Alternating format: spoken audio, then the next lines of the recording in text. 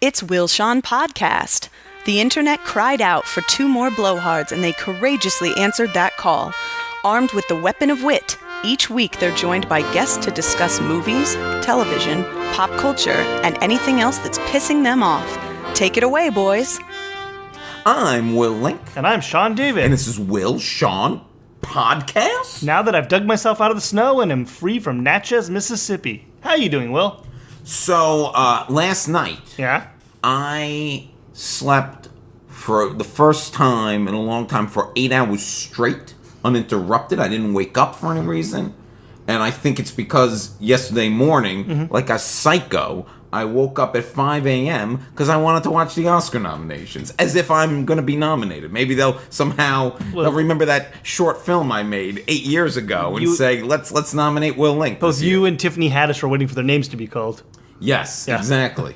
And I would do, by the way, just as bad, if not a worse job of pronouncing people's names as she did. Timothée Chalamet. You know, let's talk about this. And we're not going to talk, despite what our guests may think, we're not going to talk about the Oscar nominations, because that's for a later big show. A big show. This is just a show. Small show. Medium-sized show. Teeny Average length teeny show. Good thing their mics are still muted. But anyway, let's talk about Timothée Chalamet, because here's the issue I have with his name. Okay, your mic's not muted, Megan. You could chime in, Megan Hayes, if you want. If you're going to chime in, though, talk into the mic. It's Timothy. That's better. Here's my issue with Timothée Chalamet. Oh my God.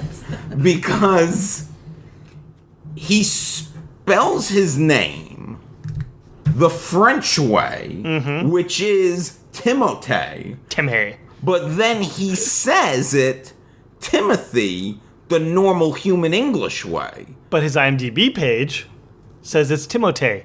So, they're playing fast and loose with this name. Oh my God, I wish I hadn't gone on this rant, because now this easily should and could have been the enemy of the podcast for the Oscar nomination episode. Anyway, the point is I slept really well last night, so now I gotta wake up at 5 a.m. every day if I want to sleep well at night. That's the following day, so it's like a seesaw effect. Yeah. Okay. It's an issue. This sounds sensible. So what's going on in the world of Will Shawn Podcast? I feel like we haven't done this in a while. Yeah, because you left town. Sometimes when a man needs to take a break, he flies across country for $180. Want to thank everyone who is listening and making sure that you have subscribed to us on iTunes. Give us a star rating, leave us a review, follow us on Twitter, like us on Facebook, and do all the things. For all the shows on the Jukebox Podcast Network. That is true, but especially ours, but also theirs. Yeah. Want to continue to congratulate former guests of the podcast, Matt Ingebretson and Jake Weissman, whose show Corporate is now playing on Comedy Central. Yeah, it's a real thing. It exists. They made a show. It's kind of crazy because I'm like, oh, they were sitting at my kitchen table a long time ago, and now they probably don't remember who I am. And a man who sat at my kitchen table, Justin Marks, his new show, Counterpoint, starring J.K. Simmons. Yes, that's who it is. I always want to say J.K. Rowling, but I know that's not the same person. Also premiered on Starz, so congratulations, Justin Marks. Okay. And who is our sponsor this week? USA Gymnastics, now much, much better. It's true. I can't wait to the next Summer Olympics now. It's going to be lit. Oh, my. I think they doctored it. Oh, they undoctored it. Too soon. Too late. On the show today, Aziz Ansari, oh Jesus, is the latest quote-unquote shitty man. And what does this mean for the Me Too campaign? We will discuss. Ask Megan Hayes. I will ask Megan Hayes because I can't wait. Oh my God, that threw me off so much. What, Timothée? Timothée. There's too much shit to watch on TV, so what shit do we want to rewatch that we can't rewatch? We're gonna get into this. And speaking of peak TV, now we don't have just peak TV to worry about. We got peak fucking movies to worry about. We're gonna get into this shit and I'm going to end up shitting on something that I believe one of the people on this podcast is part of in some way. We will discuss it. I can't wait to find out who. By the way, I like that we ambushed you on every topic. Jesus. We did not. I would like for the record that our guest, 3-time returning champ, Megan Hayes. Heinz? Heinz. Megan Hayes. Megan Heinz. Was well briefed on the topics ahead of time and just chose to forget about them. But we are not Victim blaming. We are not just alone with Megan Hayes. We also have Justin Welborn, 2-time returning champ to the podcast. Nanu. Yes, Nanu. Yes, should we have you, Thank you for having me. each say your name so they know whose voice is which? I'm Justin Welborn. And I'm Megan Hayes. Hilarious. So, you're both coming back to the show. Justin, you've been away a little bit longer than Megan. That's true. We can't keep her She away. lives closer in the valley. So, let's get a little refresher about you first. Let's start talking about you a little bit, because you are an actor. You're a terrific actor. You've been part of many things. Last time you were here, I believe you were talking about Justified. I was. That was about 3 years ago, to tell you the truth. That's Yeah, hard yeah, to yeah. believe. Well, the show has been off the air for like 2.5 years, so. That's right. But now, one of the latest things you're part of is Godless. You're on Godless. Yeah, I'm on a show on Netflix called Godless. It's I a did not know 7-part this. series. We only filmed 6, but they turned it into 7. So, Really? well, then again, they did film from like May till December. So one way or the other, I think they had enough material to turn it into a probably 10-part series. Written and that directed they by Academy whittled Award down. nominated writer Scott Frank. Scott Frank. Huh? So how did you become involved in that? Well, much like most actors, I auditioned for it. I actually auditioned for Logan. Oh, The really? Wolverine As movie, Wolverine. the same day that I auditioned for Godless. What? And it was one of those things that I went away from Logan and I was like, that's mine. I got it. That's the one. And then I went for Godless and I was like, yeah, well, that went okay. You know, we're going to say. And then, much like most auditions, I didn't hear anything for a great long time. And I actually went to Spain and I had just flown for 13 hours or whatever it was to get to Madrid, and I had laid down. It was about 2:30 in the morning. I got a phone call, and my manager called me up. He was like, "Remember that cowboy show?" And I was like, "What cowboy show?" And then he reminded me of what it was, and all of a sudden I was going away for 4 months to go film in New Mexico when I got back to the United States. That's awesome. So I actually got myself up, and I got really excited, and I realized it was 3 a.m. and all the restaurants are opening. It's Madrid. And, well, I basically just went to the mini bar, cracked open a little thing, and went, yay, career. And drank out of the mini bar and went to bed. You know, woke up in the morning and told my parents, and they were like, it's too early for this. Well, congratulations. Can you ride a horse? Yeah, no. That was the original answer. but But now. Logan, what part in Logan, do you know? Well, I'm not going to say necessarily, but it was good Wolverine. enough that one way or the other, me and Hugh was the- Jackman, we were literally going to paddle it out. He was the girl. For just a minute. But it was one of those things that reavers are bad guys, and it was also something that was a malleable part that wasn't necessarily exactly in the movie. It was written specifically to audition. I only asked that follow-up because I rewatched Logan last night, so it's so fresh in my Okay. head. Yeah. I see what part it was, but it wasn't specifically given to the idea of. Gotcha. But now, this is very interesting, the things that we've talked about with you. Justified, auditioning for Logan, those are kind of pseudo-modern Western in a lot of ways. And then Godless is an actual Western. So you seem to be auditioning Why? for and being part of a lot of Western things. Why do you think that is? Is there something about you as an actor? Is there something about your look? I mean, what do you think that is? I'd say those are probably very, very specific ideas, that your look and,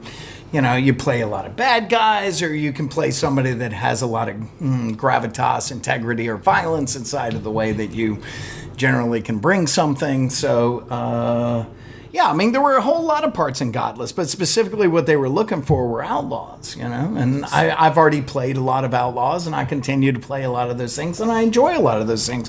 But also, I'd say that, the Western is America's Shakespeare, is America's way of being able to integrate the idea of, well, we have all these traditions, but, here we are. We're jumping stagecoaches again. We're jumping from horse to horse. We're fighting the good fight. The best place to put that right now. And I would also say that one of the reasons that we're doing this is that one of the most accessible film industries is in New Mexico right now. And that New Mexico is working 365 days a year, year-round, all the time, anytime. And while we were filming Godless, that new movie Hostels, which I just saw, was filming, as well as about 4 or 5 other films. And when I had just gotten there, Tommy Lee Jones has a place there, and Morgan Freeman comes in and out, and people are filming there all year round. What's the Better Call Saul? It's keeping all these senior citizens exactly of right. Albuquerque employed. That's exactly right. And Breaking Bad was one of the first things that really opened that up. Well, there was the film that they created, the New Mexico film industry was that show. That's right. Yeah. For those who haven't had a chance to binge it on Netflix yet, what is Godless about? Godless is essentially the story of a town called LaBelle, which is populated by women because all the men were killed in a mining accident. And this is about 2 years later, and it is the conjunction of LaBelle meeting a large band of outlaws led by Frank Griffin, who is played by Jeff Daniels, and a single outlaw who has left the band, who has been found by Michelle Dockery, Jack McConnell is from Unbreakable. Yeah. He's the star of that. Has left the band, is in direct opposition to the band, and has been found by Michelle Dockery and taken in. And then it's an underdog story dealing with the idea of a large horde of terrible people coming back to take vengeance on it. And it's a really amazing story dealing with the women who have gone through this huge loss. And these ideas of brotherhood and motherhood and sisterhood, a great deal of loss comes into conjunction before the great climax. So This sounds great. This is the plot of Paddington 2. It's amazing if you haven't. I haven't watched it yet. Incredible. I heard that. So my understanding is that they've stretched it to 7 episodes because there's a lot of scenes of breaking horses. There's a lot of horses. There's a lot of horses falling, but I'll tell you what, man, those horses are worth more, specifically financially, than Tommy Lee most of Jones's us house. were ever worth. They are very well trained. The people that take care of them are very well trained, and whatever those horses are making, that's the money, baby. Okay, that's the Hollywood money. I feel like I should move to a mining town where all the men died. I feel like I could do well there. It is kind of poignant, though, that the ones that are left are either touched in the head or very old and withered. So, hey, there is a character in there, the newspaper editor, reminds me a great deal of you. Well, because let me tell you what, I wouldn't go down in that mine. I would be managing the newspaper. That's exactly right. It's like the real That's people that made money in the gold rush. I'm so sorry your husband blew up. What are you doing Friday? Yeah. It's like the people that made the real money in the gold rush weren't the miners. They were the people selling the jeans. What would be the equivalent of the man selling the blue jeans in the... It's like Deadwood when they go in and well, let's talk about the newspaper editor from Deadwood. The sheriff and the guy that understands mercantilism comes in and just like, we're going to sell them boots and mining equipment. Now, I have to ask, since you're one of the outlaws... Floyd. Jeff Daniels. Working with Jeff Daniels. I mean, I just imagine he's got to be great. Jeff's one of the best guys I've ever met on a film or on television. He's very down to earth. He always comes off that way. He talks sports and politics in equal measure on his horse. He's not one of those that needs to really work himself up to a emotional frenzy. He's just got the ability to plug into it because he's done the work. because he's been here for a while. And he's also very generous with talking about his career, because he talked about doing auditions with like Kenneth Branagh and Kevin Spacey and other people, Kevin Kline, all in the same room. They're all there in the same room auditioning for the same parts. And, back in the day when he was up at and he'd get a room.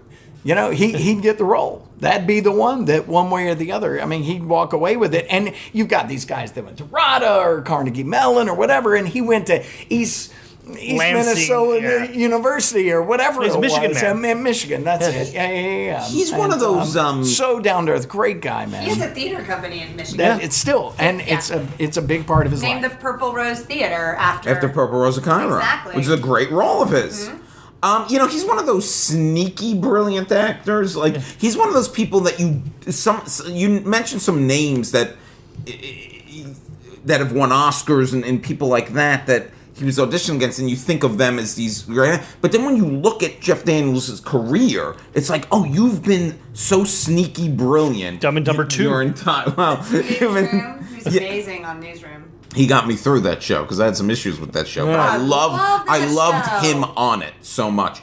I gotta ask about. Speaking of HBO, I gotta ask about another thing that I looked in your credits. I see, and I don't know how much you could say about it, but you're in Sharp Objects. I am. Yeah. I'm a big fan of the book. I'm a big fan of all of Gillian Flynn's books.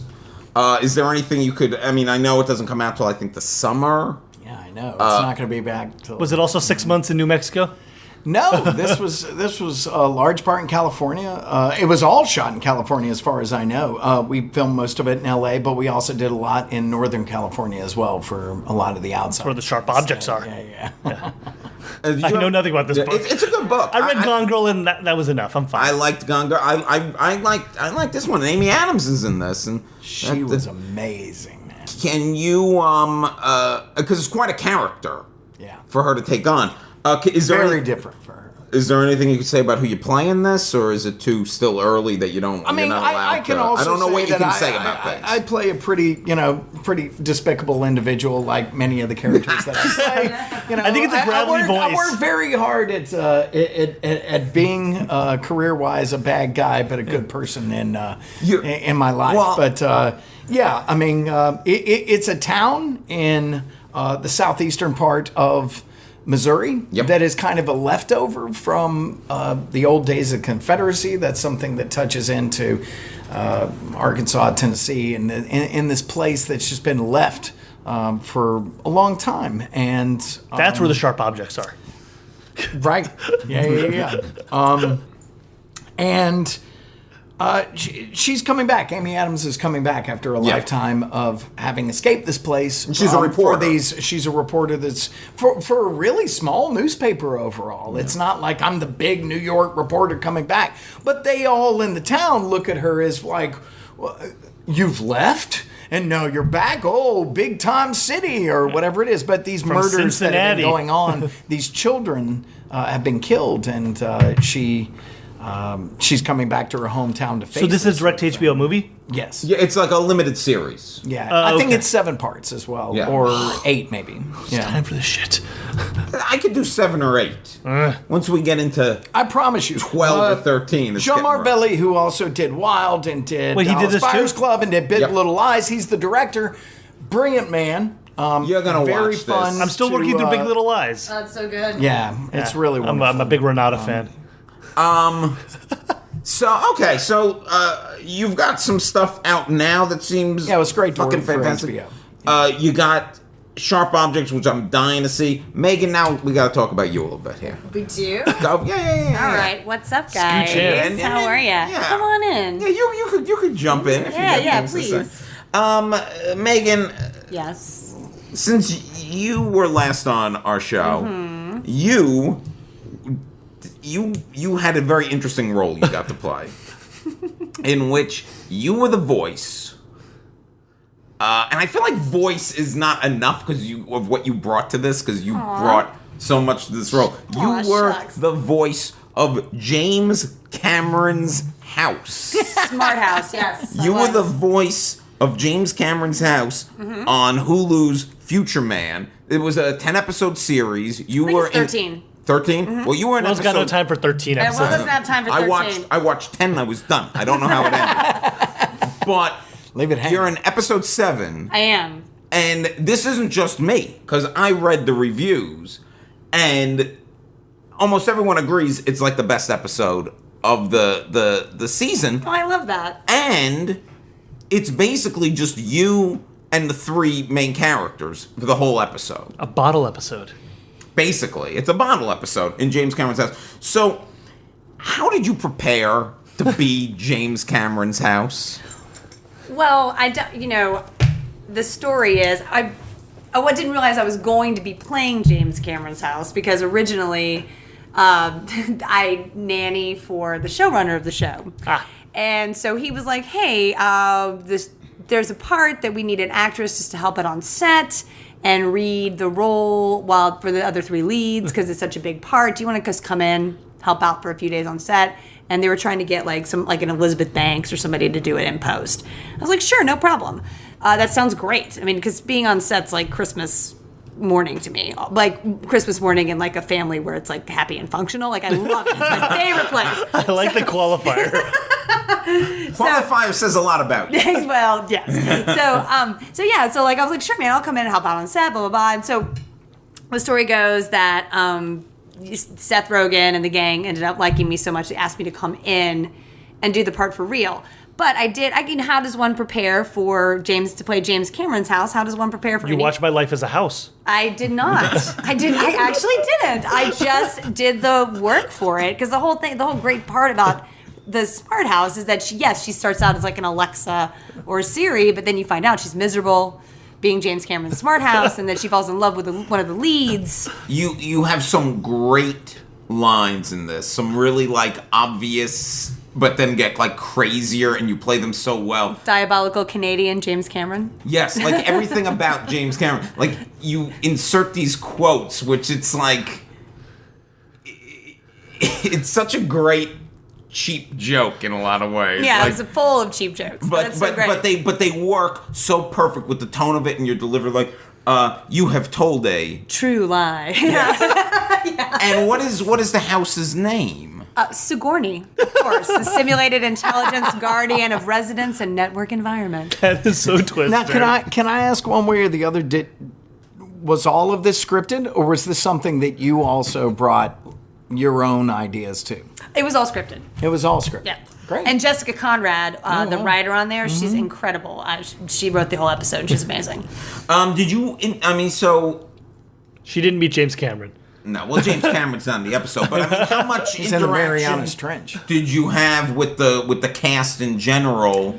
I was there the whole time. That was there every day they shot that episode. Okay. Every day they were So you in were the the house. off-camera. You were actually feeding them the lines during the shooting. Yes. Okay. Yes. Okay. It's yes. really hilarious. Thank you. Honestly, I'm not just saying that because otherwise we would have moved on by now. No, I had a great time doing it. Like it's so nice to have like the whole character. I never get to fall in love. I don't play those characters very often. The character, I mean, She had a great arch. That's the thing. Arc. It's like this Or arch. It's like this quote unquote. I didn't mean to like make it sound bad by saying it's this cheap joke, but as the episode goes on, it becomes a full character, and that's what's great. You've done so much with just this what seemingly is a joke, and then becomes this real thing. Right, and even at the end when he's killing me, spoiler, but like destroying me, what is it that like that Avatar moment where I say I see you, right? Like, Yeah. What had you done a lot of Tears in voiceover the work? rain. Have you? Yeah. Have you done a lot of voiceover work prior to this, or was this something that was newer for you? I have done a lot of voiceover work, but you know this story, right? Well, Maybe, I don't know. Have we been hearing your voice all over the place and not knowing? No. When I was in Atlanta, I did. I read a lot of audiobooks, but it was it was an audiobook place. Let's gonna keep it nameless, and Is this erotica? Yes. Really? Oh, you know what? You know the story. I think we did know this. In fact, I think you might have told this story on your first appearance on Yeah, it's been under a pseudonym. I've done a lot of. Yes. Of bodice rippers. Of what? Bodice rippers? Oh, that's like, is that like Harlequin romance? Yeah. Oh, no. Porn. It's like audio porn. No, straight up. Yeah, porn. straight up porn, dude. Straight up. Well, blind people need to get off too. It's very interesting porn written by ladies books. That's great, though. That was great. There's a It was huge really market fun. for Yeah, that. it's huge. I did a lot I of wish I them. could get into that market. I did a lot of British ones because at one point there was a slew of British ones that came in, and there were very few people in the company that I worked at that, one, were willing to do porn, and two, could do a British accent, and I was willing and could, and there you go. You were the voice of Tut Tut What? No, like freaking Winnie the Pooh? No H. Can I also say that if I could get Megan Hayes' voice on my Alexa, I absolutely will, because I am so tired of her waking me up with exactly the same voice every single time. There's nothing like Alexa, like, good morning. You are here for... I'm Yours having talks to a you? problem that... Oh, my God. I have 2 Alexa in my house. I love it. I'm just waiting for the idea that I can either program with Sean Connery or somebody like Megan here. One way or the other. Somebody morning. friendly, where... And also, if it could report what I say to it, where it's like, good morning, and I'm like, shut up! And it's like, okay. It's so terribly Sorry, passive, Justin. and it has nothing to do with, like... Megan, one just day waking up. when I have a smart house, I'm Yes. going to get you to be the voice of it. I will happily do that. You'll be his Kinda Jarvis. creepy. I also feel like Sigourney can come back, That'd be awesome. because here's the thing. If they want to keep up the James Cameron theme, who's Sigourney? Well, Sigourney can become Skynet. Sigourney can evolve. Okay, so now that we've done these introductions... Can I mention one more thing? That if you want to watch modern TV on a streaming, because I do not have television other than streaming, and I've got Netflix and I've got Amazon, but Hulu is one of the best services for contemporary television. Harlots. If you want to watch television that's going on Yeah. just about yesterday, Yeah. Hulu's great. Hulu is is- literally the only service I don't have. Hulu is great. It's really good. Hulu. You sound like as if you get money from them. This episode's been brought to you by Hulu. Well, look, I'm going to shit on all this streaming shit later. Awesome. So there you go. Fun. But now, okay, so what I didn't do at the beginning, because I was so thrown off by Timothée and my mention of Aziz Ansari and all this stuff, you two are here together. Why are you here together? We're here to promote Right Club Los Angeles, which is a show we do at the Bootleg Theater the second Monday of every month. And we've been doing it now for almost 6 years. And Megan and I are co-hosts and co-producers of this show. It's such a good show. It is a great show. I've been lucky enough to be part of Right Club. In the And show, me too. Did you win? I lost. Oh, I was there. You got by the fucking slam poet. I got my ass handed to me. I won.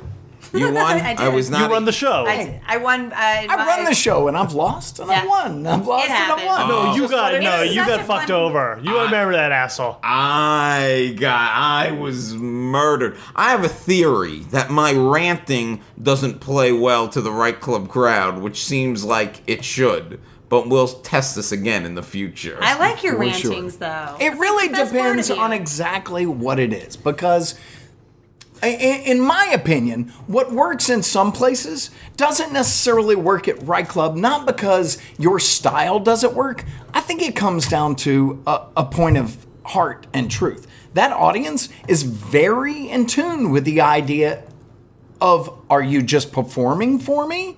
Are you just trying to win? Or are you really talking to me No, that about slam something poet was just there to that win. is specifically, to the point? And I'm not saying that those people don't win too, but there's a lot of heart to the people that win. That slam poet was spitting nonsense. There was no heart. Sean is He was really. rhyming rhyme with rhyme.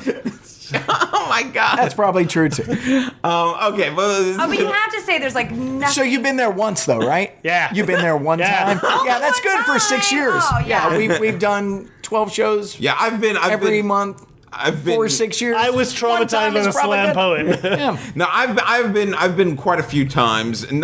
I've been quite a few times, but also not enough times. It is such a fun show.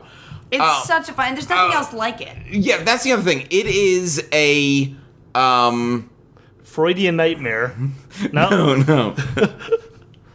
It is a. I don't know. One time I can't help you. We like to call it literary blood sport. Yes. To explain the show, two people are given opposing topics, and they write a piece and perform a piece. Yeah, they've been given it a couple weeks in advance. And there's you three don't have pairs. any Three We pairs. have 6 competitors. They go against one another 2-on-2 with opposing topics like up versus down, in versus out, chaos versus order, and they got about 7 minutes on the clock exactly. The audience chooses the winner, and everybody that wins a third of the door to give to a charity of their choice. So it is a charity show. None of this really goes to us at all. And while it is a charity show, there's nothing like going home with the loving cup of deathless fucking glory. I wanted which that is little the cup. real point, man. And I tell you, you can get all the cups you want on Amazon, but winning that cup that night, it's like nothing It else, is like man. gold. And it is a show too. Like you go there and you're gonna have a good time because it is the energy in that room is so good. Yeah. Yeah. Well, and also what's great about it too is you're assigned, you don't get to pick. Like if it's hello, goodbye, you're given hello. You don't get to say, hey, but I like goodbyes better. Because I was given, it was indignation versus admiration. And I was given indignation. And I'm like, what am I going to do with that? I'm like the least indignant person ever. But, you make it work. You find your association no matter what it is with it. You find the way that I've often found the opposing topics to who I am more interesting to write It was than really I have fun. the ones that I'm like, oh, I got that. And it really does become a showcase of different styles too, because I have been there and I've seen like the complete opposite. I mean, not just when I was from, but I've been down there and I keep thinking of it probably because there's this time limit of you got to get stuff out, But then I've seen people do like these very slow. But I've done all different. It's kinds your of 7 energy. minutes. You can do anything you want during that time. There's at nothing all. else like it. It's a really But cool, it's 7 really minutes. cool You're show. done. Yeah, That's yeah, it. done. Yeah. It No cut more. off in the middle of your sentence. That's it. And that is kind of ruthless. But at the same time, it's an hour-long show. I want it to be an hour long. That is the attention span exactly that we've been developed to. And 6 people going at one another with 7 minutes each is not And long. it's somebody who's been to many an overlong storytelling show. Exactly. That. When people are like, well, we have 9 people and they all have 10 minutes each. And plus all we're their gonna tell fathers jokes have in between." cancer, so buckle in. Oh, boy. We're going to be here for a little while to listen to your entire long date that we're going to have to Yeah. experience And, together. let me hear about Western Massachusetts in 1983 again. Again. I would like to read my poem in the original German. It's not very good, and the translation is not And good. my mother has cancer. And here we go. You're not going to get that at Right Club. You're going to get down and dirty. You're going to get the business. Yeah, we're going to great. knock you the fuck out. So it's a phenomenal show. It's here at the Bootleg Theater, like you said, the second Monday Of every month. Yeah. Look us up at Right Club Los Angeles on Facebook. You should be able to find us on Twitter as well. As, The next one's Right Club February LA. 12th. I was February about to 12th. say. Right before Valentine's Day. Yeah. Love or marriage. Although, one way or the other, I try to steer away from the idea of just like seasonal months. This is our Valentine's month. The next show is Return of the Right Club. So one way or the other, we're going to be dealing with something somewhere in between the Illuminati and Star Wars. It's going to be Yes. fucking So great. you're not addressing Black And, History Month at all. Gotcha. That's not necessarily true at all. Because the writers could do whatever they want in their pieces. That's exactly right. And that's what I would write about. Black Illuminati history. or Jews? It's more along the idea of illumination versus obfuscation. Those sort of. I don't even know what that means. What's that mean? Obfuscation, Obfuscation. the hiding of something that is known. So, as in, Well, I know- it's a larger word for the idea of secret. I'm not just keeping a secret. I'm specifically hiding a secret, much like our Attorney General. Oh, this is great. Oh, I love this. So, I never try to be too on the nose about our particular topics or our way, because it needs to have the writer's ability to take whatever it is and move with it. Yeah, that's what's cool is seeing what everybody comes up with. And I'm always astonished because it is rarely what I would think of. Yeah, it's amazing. It's a great night. Anyway, come on down to the bootleg. Yeah, come on down to it. I'm going to be there on the 12th. I'm going to come down, check it out. Calendar. It's been a minute too long since I've been there, so I'm going to definitely show my face again. Sean, you should come down too. Yeah, for the love of God, it's been 6 years. Yeah, with this What good of time's an the show? opinion of the last show, I'm not sure why you wouldn't be there. What time's the show at? 7:30. It's actually at 7, but I'm sorry. we usually don't start until about 7:20. Shit, sorry. But still, get there at 7 because one way or the other, we start as soon as we Sorry, can. 7 o'clock. Maybe. And it's an hour long. Great. With a I have a winning friend in endorsement town. like that, I can't wait. I have a friend in from out of town. Moving on. It's every month. So where can the people find you on the internet? Right Club Los Angeles on Facebook. That's probably the fastest way to find us. Also, if you want to look up Justin Welborn on Facebook. I'll also give you information about it. Or at Megan Hayes Actor on Instagram. And how about personally? You got personal Twitter. You're on Twitter. You're tweeting. Yeah. I'm at Revolution23 on Twitter. All right. And Megan, how about you? Megan_Hayes. And since this episode does drop before January 31st, you host another show, Megan. I do. Tales from Tinseltown. The last Wednesday of the month at 3 clubs. I host it with Oscar Sagastume, and it's all industry-based stories. And you guys are both going to be on it this month. Waka waka waka! I will hope to be there if Vegas doesn't kill me. If your friend's not in town and blah, blah, No, blah. I'm coming in for Vegas that afternoon, but You got all it's on my sorts calendar. of excuses tonight. Hopefully I Sean. won't get snowed in from Vegas. But that's a really fun show, too, because we don't allow any kind of recording devices. So what happens at 3 clubs stays at 3 clubs. I'm always wearing a wire. Great, perfect. Yeah, Then, you'll be kicked out. Frisked vigorously. Frisked, yes.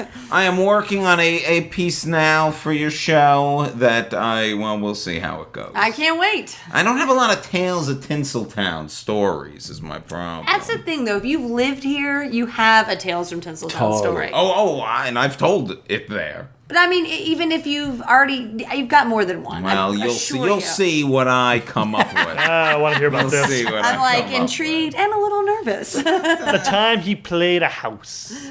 Yes. with. Okay, so because it's been a week since we've talked about the whole ever since the Harvey Weinstein thing happened. It's unfortunately it has dominated the topic section of this show.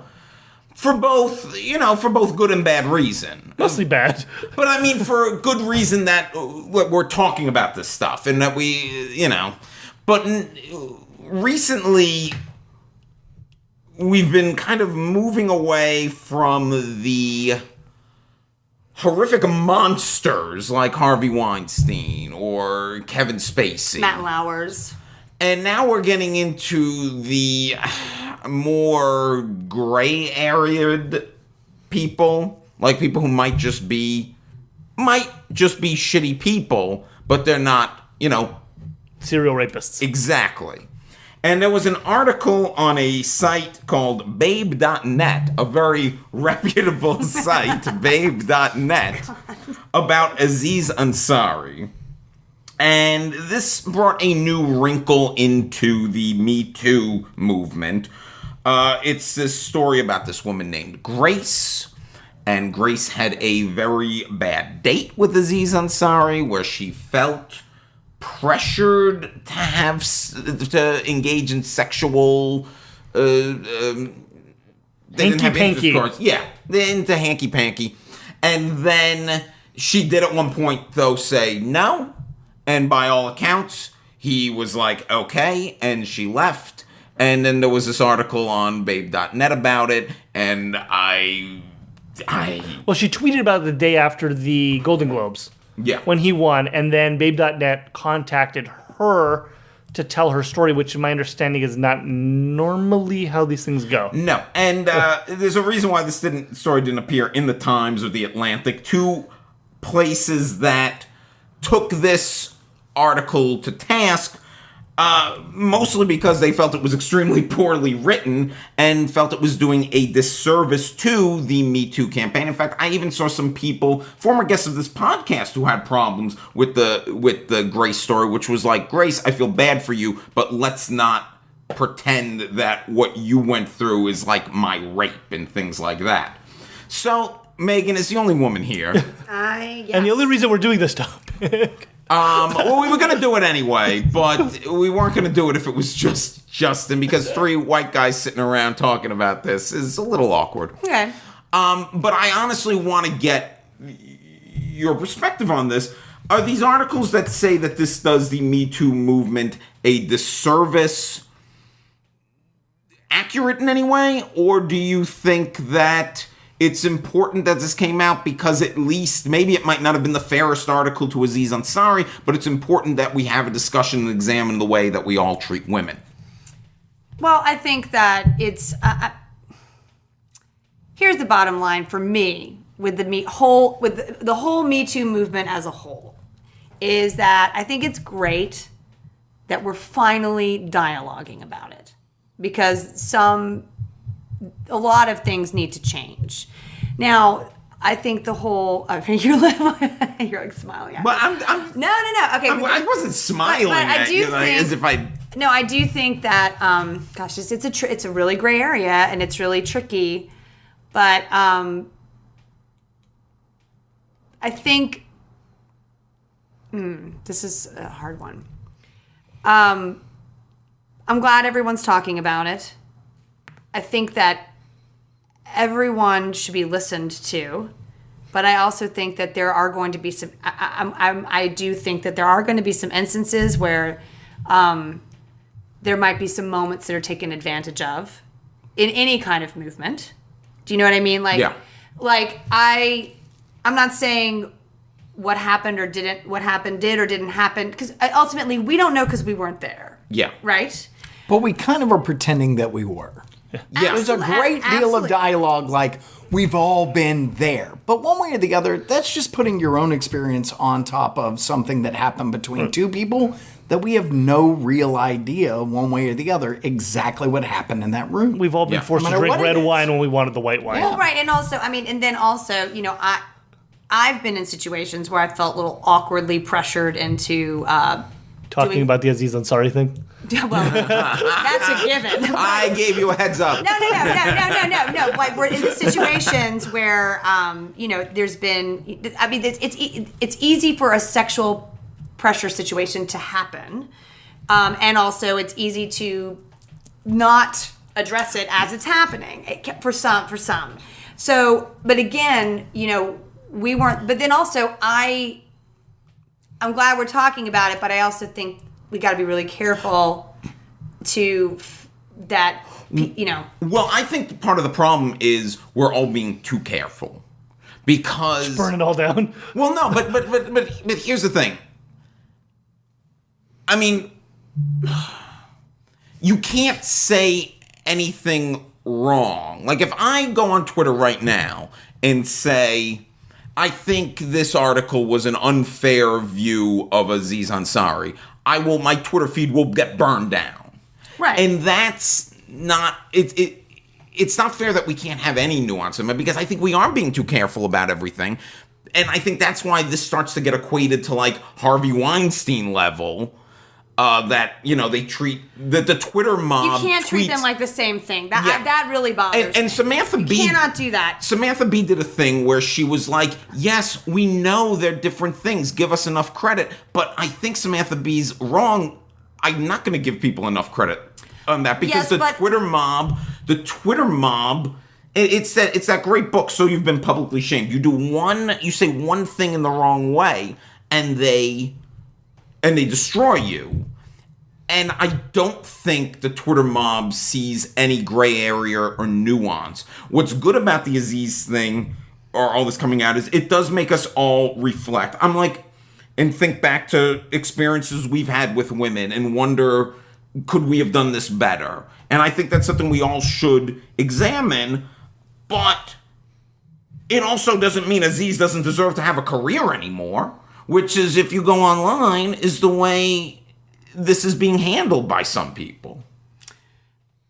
Right. I think that, I mean, again, I think it's a very gray area. I think that, but then also it's frustrating for me because, like, I've had people say to me, well, you know, if somebody else comes out against Aziz, then I'm just using Aziz as an example. So it's like, Like, it becomes a trend. If multiple people come out, then I'll listen. And then I'm like, well, why does it have to be multiple people for someone to listen? I mean, I'm not saying what happened or didn't happen. Again, I wasn't there. Nobody was. Right, exactly. Only those two people. And that's the sort of thing that one way or the other gets very complicated, is going like, well, what is the metric? Do we need more than one? How many people is it exactly? 140 molested gymnasts. That's what I'm saying. Yeah. It's like, It is it? Because really it's popular opinion, no matter what. But Emma Thompson did make a very good point. She's like, is it the monster that's done this multiple times that we have to pay attention to, or the person that does this to someone once? She said, I think they're both equally important. But I do think we're getting into this mob mentality of like any false step is Harvey Weinstein, and I don't think that we got to be careful about that. I am positive that I have been intimate with a woman and probably read something wrong or differently and did something not egregious, but maybe did a little something that like, oh, maybe she didn't want me to do that, and maybe I didn't realize this. I mean, I don't even know. But I'm sure, because on a long enough sexual timeline, something like that is going to happen. And I don't know whether, I honestly don't know whether the Aziz thing is just, he's just not good at reading women, or it was... Well, he's not known for his, like, joie de vivre. He's known for his social awkwardness, you know. He wrote a book on modern romance. That's but a book that I have on my shelf. Well, let me ask you. But with a great deal of irony. One of the no idea what people what's he out doing, drinking are doing, yeah. what the conversation really was. Sean, you haven't put your foot in your mouth in this conversation. Well, I'm very careful. I don't think any. One aspect of this that I've seen having been raised is the power dynamic between the two of them, which is he is a famous person and she is a 22-year-old who met him at a thing. How did they meet even?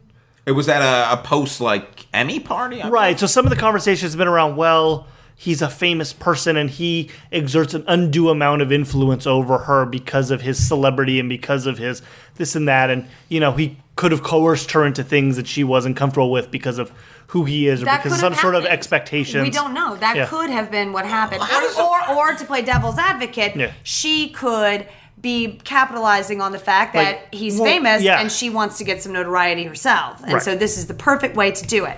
That's how dare you suggest that? I also don't think I don't think this hurts like all the good that's coming of the Time's Up Me Too stuff. Yeah, it's good I don't think it does. However, you know what I think does hurt a little bit? The fact the woman from Babe.net who wrote this article seems like a total asshole.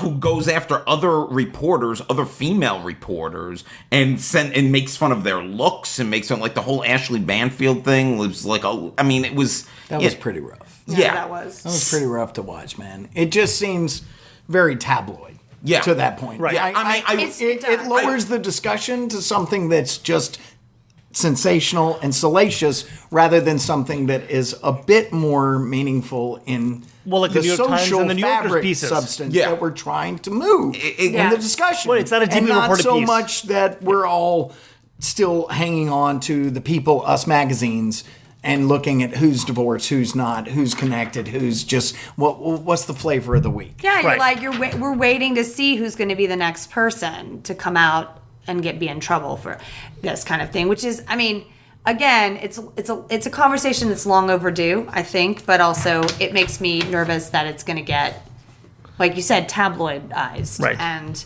well, everything does. it does, but still at the bottom line, I'm glad it's getting talked about. Sure. All right. Moving on. We survived that segment. God, that was We'll get hard. T-shirts afterwards. I'm gonna get crucified for saying it might have been the girl being opportunistic. That's the name. That's the title of the episode. Yeah. About me. She was asking for it. We The don't know. title of the episode is "The Girl Was Opportunistic." No, we don't. I didn't say she was. I said there's a whole bunch of maybe in this. No. All this. She is not. So on I'm New Year's sorry. Eve, I was sitting around with some friends, and we started talking about old TV shows From the 90s. from the 90s, Was it from like when the we were Dick Van kids. Dyke Show? When we were kids. And someone brought up Murphy Brown. Ah, yes. And all of a sudden, we went on this long Murphy Brown deep dive where we started talking about it. And I realized that's the perfect show that I would love to watch again as an adult. Because I watched it when I was young and didn't really, I understood that things were funny, but I didn't understand maybe the depths of the political humor that was being handled on that show. And I was like, I gotta rewatch Murphy Brown. Turns out Murphy Brown, not available anywhere because of rights issues involving the music, because she listened to a lot of Motown on the show. But I tweeted this complaint, and a Murphy Brown podcast tweeted back at me, and it said, like, starting New Year's Day, Murphy Brown is airing on something called Antenna TV. So I have been rewatching Murphy Brown. God, dude, today they just announced Murphy Brown is coming back. Yes. New episodes. It's because of her seeing the Meyerowitz stories. So, because Candice Bergen's back, baby. Gosh, she's so good. She's amazing. so good. There's a reason she won all those Emmys. That show was friggin' great. And by the way, rewatching Never the seen it. pilot for Right. Murphy Brown, that is a perfect pilot. In 30 minutes, they establish, who all these people are, you get where the show's going, everything about it. 30 minutes, 22 minutes, I'm out. No time for 30 minutes. So it establishes everything. It's perfect. But watch her in stuff where she was like the Faye Dunaway to be, like the Sand Pebbles. Oh, Steve yeah. McQueen, where she is just a beautiful star about to be. Yeah. Like right there to be like a huge Hollywood star and has done all of these things. And yet we remember her for things like Murphy Brown because she was completely like, that was her show. Yeah. It was her moonlighting. Yeah. the best. Yeah. You get them then.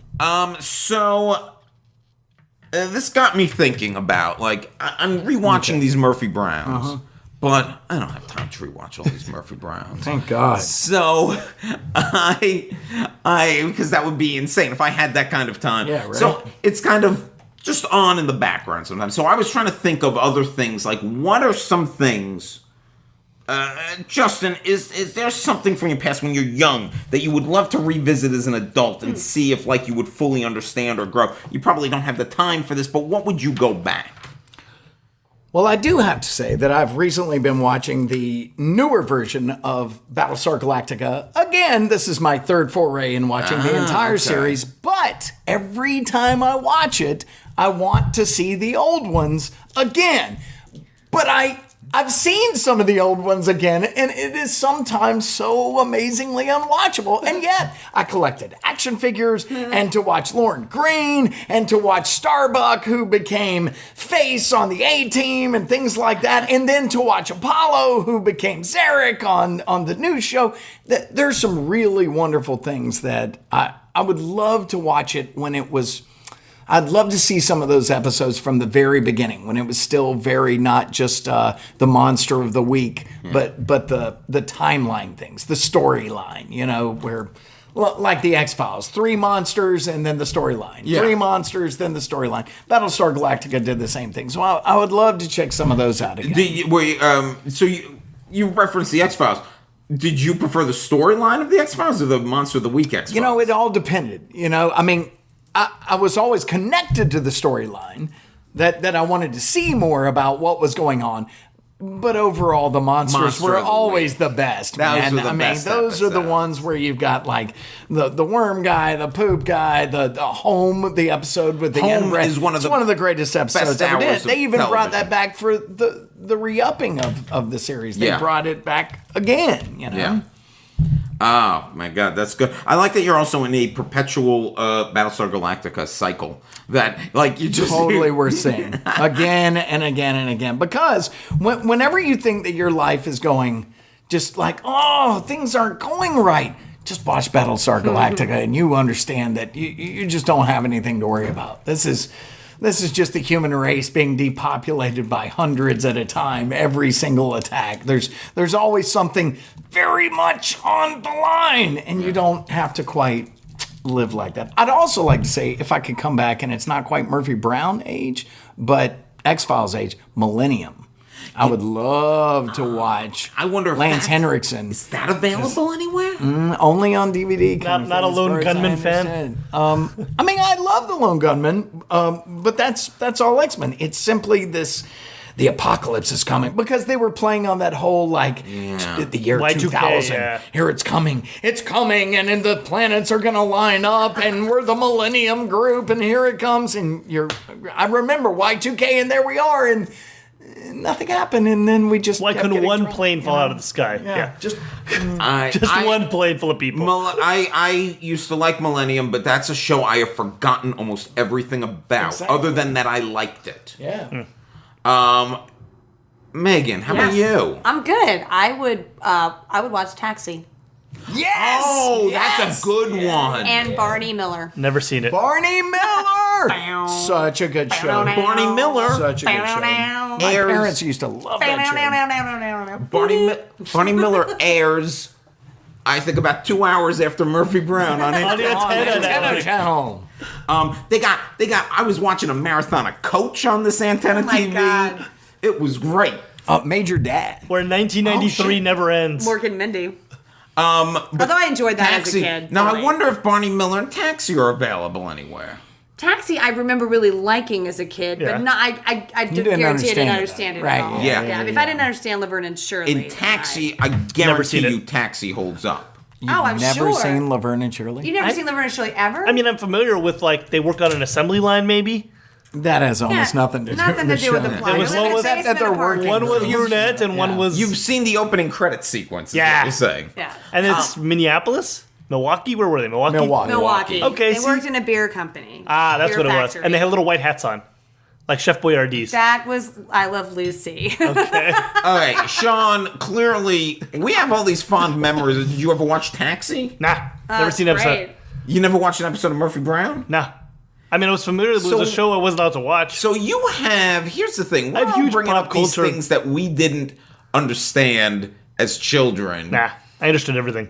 But because you didn't watch I anything. understood Transformers. So is there anything, do you even have an answer to this question? Yeah, season 6 of New Girl. Could revisit that time and time again. Do you Taxi even, had a great theme do- song too. You're like a Yeah, there was a Dawson's show. Creek fan. No, there's Dawson's Creek. Although I know Dawson's Creek wouldn't hold up. Although this is the 20th anniversary of the premiere of Dawson's Creek. It was very How do you know that? Why do you know that? Were you at Dawson's Creek? yes. Oh, it was a very formative show for me. I've always been a Pacey Which one? guy, like as a lifestyle I was a choice. straight up Dawson. Every day after Kitty I like Couric. Pacey too. The show that I would like to rewatch is the Young Indiana Jones Chronicles. Amazing story. Amazing directors, yeah. Yeah. But the Young Indiana Jones Chronicles was like this weird hybrid when Lucas was just trying to figure out how to squeeze some life out of that IP. I have re-seen some of the episodes a couple years ago. It's fun. It's movie quality TV making.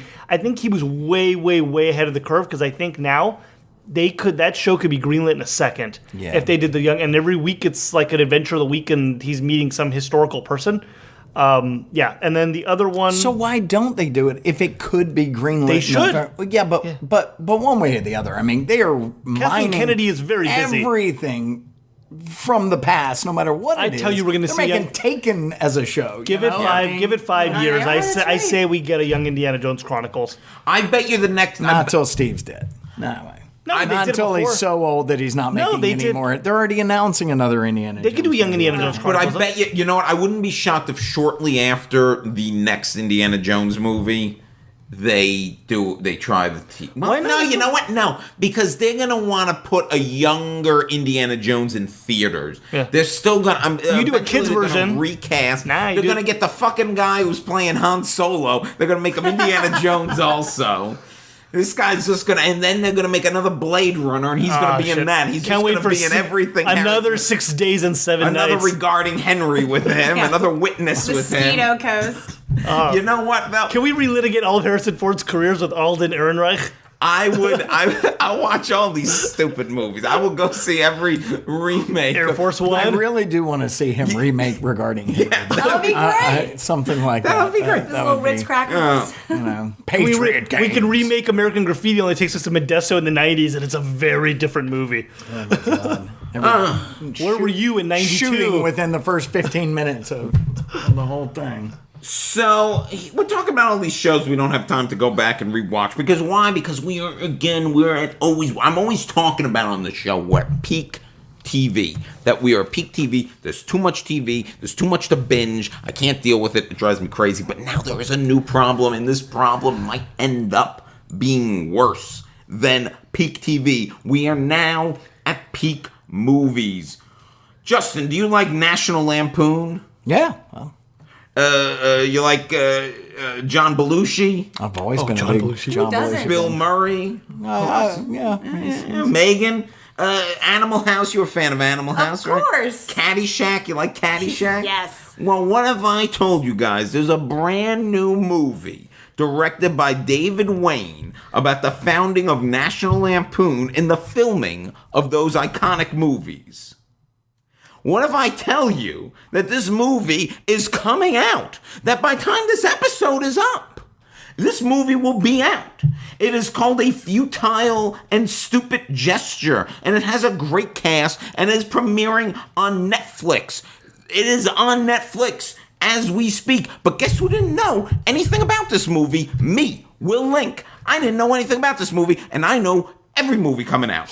But I was driving down the street the other day, and guess what? I saw 3 billboards. Not the 3 billboards Frances McDormand saw. I saw 3 billboards for 3 different Netflix movies. One of them starred Jack fucking Black. I'm like, where did this come from? Where are all these movies coming from? What are you doing, Netflix? You're killing me. It was bad enough when you were dropping new shows every 5 minutes. Ozark, DOA, The Crown. But now I have to worry about mystery movie. Now I have to worry. I have to search you every week to see if you have a new mystery movie, because it's not like there's a big ad campaign. It's just a billboard on Sunset Boulevard.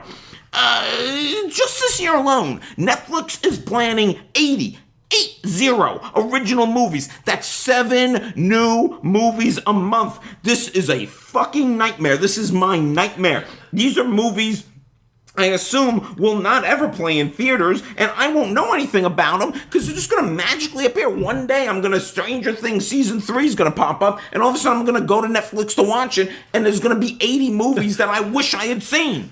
And that's why you, peak Netflix movies, are this week's enemy of the podcast. Go fuck yourselves, because I need to quit my job. I need to stop talking to friends, doing this podcast. I need to burn through my savings just to watch every movie you put out, because the fact of the matter is, I know I'm gonna like them. Fuck you for giving me good content.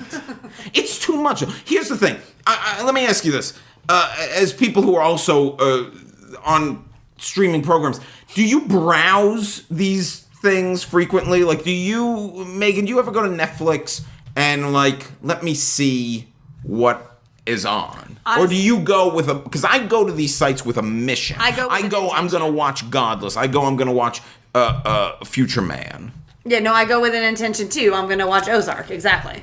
So how am I going to find out about things, Justin? I watch all sorts of things I don't expect to watch on Netflix because I don't have regular television. I specifically program my television by only having things like Amazon, Hulu, Netflix, or whatever else it is specifically that I want to buy or look at and find. But like the other day, I watched the new animated Netflix Godzilla, which, it's up here or down there. It looked really great, but it wasn't my favorite movie. But one way or the other, that original content I never would have found had I not had the means to be able to just like, oh, what's this? So try it out or quit it. Is my problem, I'm living in the past, that I'm paying for cable and I'm living in the past, and if I didn't have cable, You wouldn't get Murphy Brown on Antenna Network. Well, that's true. I wouldn't be able to watch Murphy Brown. But is that my problem? Like, if I was a cord cutter, I probably would browse more, and that they're counting on that Netflix and all these services, Hulu, they're counting on cord cutters. They're absolutely counting on that. Yeah. They are one way or the other. They are out programming the networks. They are out programming the entire. If we have more original content, then you can deliver shows from CBS, NBC, and ABC in simply months. You can put out, oh, you've got this many shows coming out. We have whole movies. They have also gone into huge amounts of debt to continue to provide this kind of material. But they are banking on the fact that we are going to want less and less commercials, and that we are willing to go from $8.99 a month to $11 or $12 or $15 a month, and we will totally pay that to continue to not have to watch every single same commercial every 12 minutes. I think it's more than that. Netflix doesn't care that, they drop all their shows at once, because they don't fucking care if you watch it today, if you watch it tomorrow, if you watch it in 5 years from now, because they're in the business of just building content. And if their shows get attention and some awards, fantastic. They'll pay for it. They'll push for it. But unlike the networks or other television stations that live or die by how buzzy is the show right now, they're just going to drop Dark, a German show, and all of a sudden, 3 months later, when people start discovering it, fantastic, because they just want to build their library, and they don't care when you watch or now they do care about the idea of they're transplanting the idea that only people from the movie, whether you liked it or not, Bright, all of a sudden is something that costs more than most television shows or movies will cost. Yeah. And they are looking for awards. Manchester by the Sea is a movie by a streaming network that only But put keep it this out in mind also, on they their have all the idea. metrics. They know what people are watching. Sure they also they have a do. global audience, and they don't need to pay for global distribution of a movie. So they can make a movie like exactly Bright, and it costs them nothing to put it on their service, and people all over the world are watching it and paying up to subscribe to Netflix. I heard that Netflix, because of Paramount, I've heard that Paramount wants to dump the new Cloverfield movie. They're not happy with it, and that Netflix is going to buy it. Yeah, they'll pick it up, And they'll fix it, and they'll put it out. And that They is scoop up a lot of something that stuff. I already have an awareness of, so I'll probably go there. I got to figure out a way. There are websites that tell you. Netflix has to figure out a way to tell me where link. I got to get the newsletter. They should send me a newsletter. You follow them on Twitter. They're cheeky. Now, I'll tell you, I get, like most people, when they're like, hey, did you know that these are the 30 most things that Slate you don't writes know about about it. on Netflix? Yeah. And just the other day, I went through with my lady and just like, hey, what does this sound like? Click, click. No, put that in the list. Click, click. Put that in the list. And we go down, and got homework, because they're not in your normal... They're not in your normal feed. Just go out and find these particular things. I didn't even know that was there. And then all of a sudden, there's just this menu of things. And there I am with Old Boy, to these new independent movies, to horror movies I had never heard of, to dramas that I would never get from Norway or whatever. This ended up becoming a topic because at a party the other night, Sean came up to me and goes, "Are you going to watch that National Lampoon movie David Wayne directed?" I'm like, "What is this?" And he goes, "It comes out next week." I'm like, "I saw nothing of this." And Well, also there's no trailers in theaters, is where you find out about a lot of movies too. and I guess theaters will never put. You know what your Netflix salvation's trailers going to in be? theaters. When Entertainment Weekly starts doing a segment on things coming out on Netflix. They already do, but it's not big enough. Thanks, Dana Schwartz. Do you get a You do see Amazon Studio trailers. Well, You but do see but those, they but put they're releasing them in they put theaters. theatrical. And Right. they also have a little bit of a But the different longer business that model. I continuously have to pay $37 for two people to go to the movies, the less that I am going to go to those movies to see those trailers. If I'm going to watch Manchester by the Sea, I will cry alone I'm going at to home specifically go to movies to see one movie at the theaters, and then I'm going to watch everything else some other way. So you watched Bright. is It's what you're going to telling be us. interesting Twice. how I love me some elves at work and motherfucking humans. it's going to be interesting how I navigate this brave new Netflix world. I am going to watch this National Lampoon. Yeah, it looks movie good. because I like David Wayne and I like National Lampoon, and I want to see Joel McHale play Chevy Chase. That sounds amusing. Have you to me. seen Manhunter?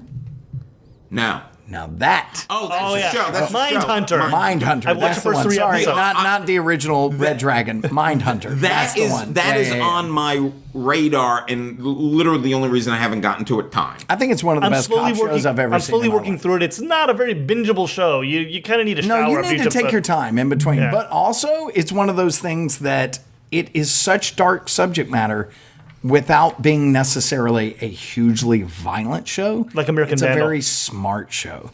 It's very involved in the characters that are there. And while at first it's very much a boys club show, all of a sudden one of the smartest women you've ever seen shows up and just helps take over the entire show. Candice Bergen. So good. Yeah, it's Murphy Brown. Is Oh, that'd be great. is that Is that the one that what's her name? Fincher. From Fringe plays? 'Cause Anna she's on Dudek? that show. Anna Dudek? Anna Torv. Not Is Anna that her Dudek. name? Anyway, I know she's on that show. Oh, and I you loved watch her on Fringe? Fringe. So. Oh, that is her. That is her. Yeah. Yeah. Oh, Anna Dudek's on Corporate. Sorry. Let's. You mentioned a second ago needing to take a shower. I always like to end the show on a weird note, and the weird note is we're all gonna get in a shower together. That's what. Oh, yeah. No. We Broken light in the bathroom. We can have a red light shower. A few episodes back, we told you about Colorado's Mad Pooper. Well, now there is Arkansas's Shit Bandit. A jogger was caught on video pooping in people's yards. Tiffany Metzel came across an abnormally large piece of shit on the passenger side of her car. So, she went to go look at the tape, thinking maybe it's some dog, maybe it's some like crazy big animal. Nope. It was a jogger, took a shit on the side of her car. A couple days later, she went to open the door of her car, and she found herself grabbing a poop-stained paper towel that had been wrapped around the handle, which she believes was the makeshift toilet paper that the shit bandit used. And once again, he was caught in the act with security cameras. This is becoming a big issue. People are shitting all over the place. Megan Hayes, have you had to deal with this? Have you ever had to deal with? I mean, look.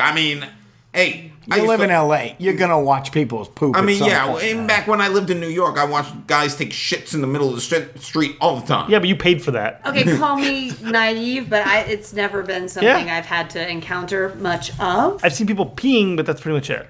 I mean, I'm sure I've seen something, but not that I can recall immediately. So it's obviously been a minute, Clearly. and I would like to keep it that way. Let's not.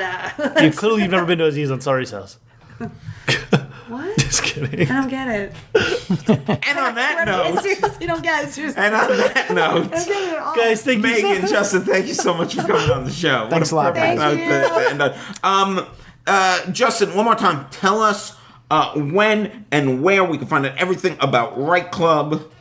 Right Club Los Angeles is at Bootleg Theater the second Monday of every single month. You can find us at Right Club Los Angeles on Facebook, or you can look us up at Justin Welborn on Facebook or Megan Hayes actor on Instagram. There we go. And if you are a good listener to the podcast, you can also go to our Facebook page. We will have the links up to it about the next for tickets for the next show, which, as they said, is February 12th.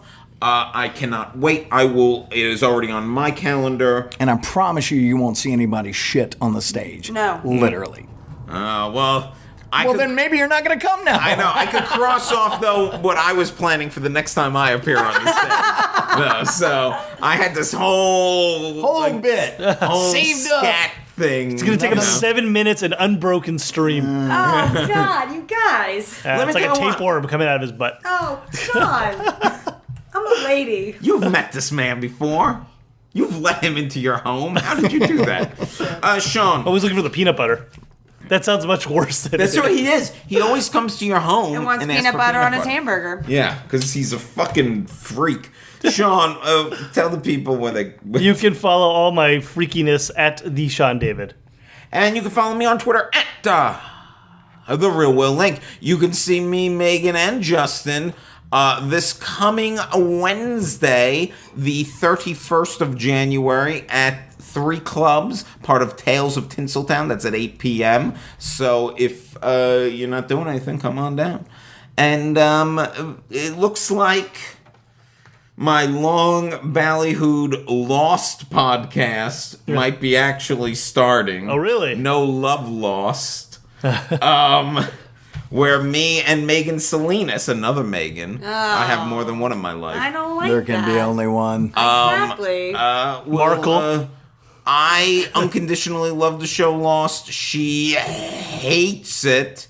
And we are rewatching it and screaming at each other every week for an hour. Listen to it. We're going to be recording the first episode very soon, so keep an eye out. On the show next week, we're very excited to have a terrific actress joining us, Monique Phillips. I'm probably butchering her name because I butcher everyone's name except It's Monica. Megan Hayes and Justin Welborn. Thanks for having us. Guys. Yes, thank you. It was fun. And for the Will Shot Podcast, I'm Sean David. I'm Will Link. Thank you guys. We're finished. We're finished.